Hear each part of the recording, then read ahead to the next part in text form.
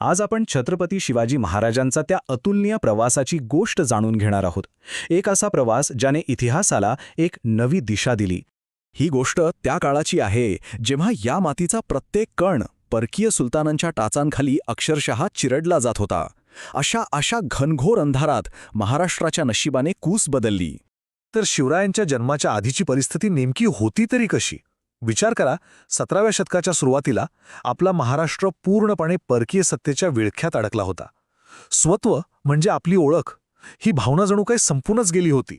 म्हणजे बघा, उत्तरेला होता औरंगजेबासारखा क्रूर मुघल बादशाह, तर दक्षिणेत विजापूरची आदिलशाही आणि गोवळकोंड्याची कुतुबशाही थैमान घालत होती.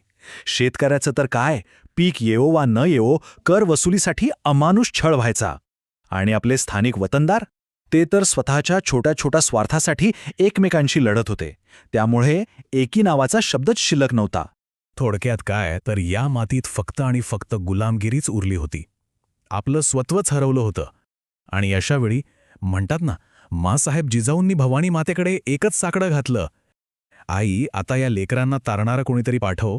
आणि मग त्या घनघोर अंधारमय काळात जिजाऊंच्या पोटी स्वराज्याचा सूर्य उगवला.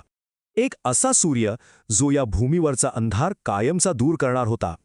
तो दिवस होता 19 फेब्रुवारी 1630. शिवनेरी किल्ल्यावर सनई चौघडे वाजू लागले. आसमंत अक्षरशः दुमदुमून गेला होता. कारण फक्त एका बाळाचा जन्म नव्हता झाला, तर स्वराज्याचा सूर्य जन्माला आला होता. जिजाऊंच्या संस्कारातून आणि शहाजीराजांच्या ध्येयातून हे बाळ आता शिवाजी नावाचं वादळ बनत होतं. महाराजांनी जे काही केलं ते केवळ युद्ध नव्हतं. नाही, त्यांनी सामान्य माणसाच्या मनात अन्यायाविरुद्ध लढण्याची एक नवी जिद्द, एक नवी उमेद निर्माण केली. आणि हा प्रवास खरंच थक्क करणार आहे. विचार करा, वयाच्या अवघ्या 15व्या वर्षी रायरेश्वराच्या मंदिरात रक्ताचा अभिषेक करून घेतलेली शपथ, ते थेट छत्रपती होण्यापर्यंतचा प्रवास. अविश्वसनीय. आता यातलाच एक प्रसंग घेऊया, अफजल खानाचा. स्वराज्याला चिरडून टाकायला आलेल्या त्या अफजल खानाला प्रतापगडाच्या पायथ्याशी भेटायला बोलावून महाराजांनी त्याचा कोथळा बाहेर काढला. यातून त्यांनी एक गोष्ट स्पष्ट केली की गनिमी कावा आणि बुद्धीच्या जोरावर मोठ्यात मोठ्या शत्रूलाही धूळ चारता येते. आणि शाहिस्ते खान, महाराजांनी तर कहरच केला. थेट मुघल छावणीच्या हृदयात म्हणजे पुण्यातील लाल महालात घुसून एका रात्रीत शाहिस्ते खानाची बोटे छाटली. या घटनेने औरंगजेबाच्या सत्तेला असा काही तडाखा दिला ना की अख्खी दिल्ली हादरली होती. आणि आग्र्यातून सुटका? अरे देवा, हे तर त्यांच्या चातुर्याचं शिखरच होतं. मृत्यूच्या जबड्यातून म्हणजे औरंगजेबाच्या त्या कडेकोट बंदोबस्तातून, मिठाईच्या पेटाऱ्यातून बाहेर पडणं, असं धाडस करणारे ते जगातले पहिलेच राजे असतील. बरं, एवढ्या सगळ्या संघर्षानंतर आता वेळ आली होती ती एका सार्वभौम राज्याच्या औपचारिक स्थापनेची. वेळ आली होती राज्याभिषेकाची. तो दिवस होता 6 जून 1674.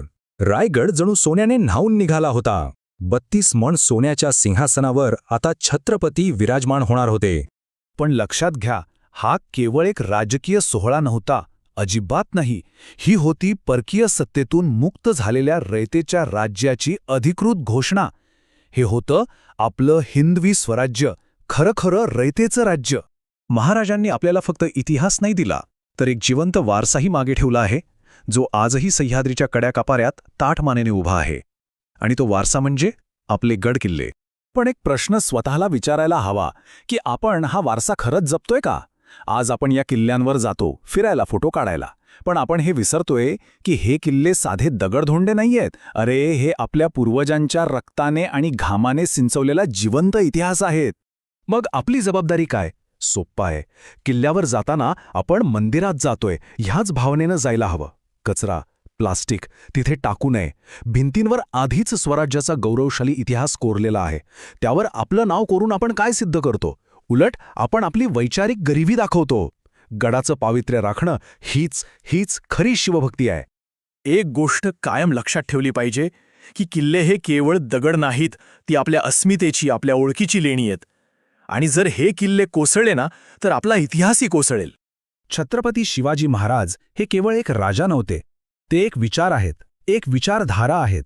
संपूर्ण जगासाठी अन्यायाविरुद्ध लढण्याचं ते एक प्रतीक आहेत. म्हणूनच आज इतकी शतकं उलटून गेली तरी महाराजांचं नाव घेताच प्रत्येक मराठी माणसाच्या रक्तात एक वेगळीच धग निर्माण होते, नाही का? तर मग हा जो अमूल्य वारसा आहे तो पुढच्या पिढीसाठी जपून ठेवणं हीच महाराजांना वाहिलेली खरी मानवंदना ठरेल. चला तर मग एक निश्चय करूया, गढ वाचूया आणि आपला इतिहास जपूया. हे हिंदू शक्ती संभूत दीप्ती समतेजा